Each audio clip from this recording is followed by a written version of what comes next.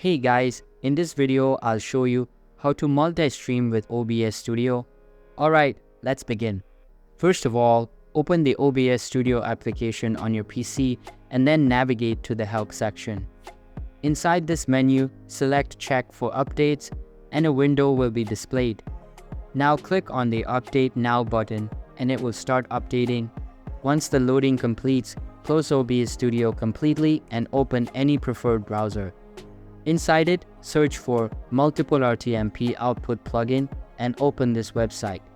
Once you are here, click on the Go to Download button. Then, on this web page, scroll down towards the bottom. Here, download the required version based on your operating system and run it.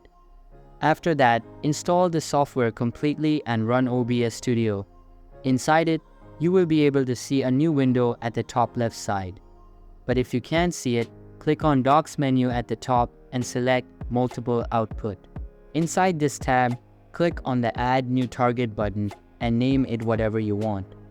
Once done, paste your stream key and URL in the required fields. I will simply go to my Kick account and paste them from there.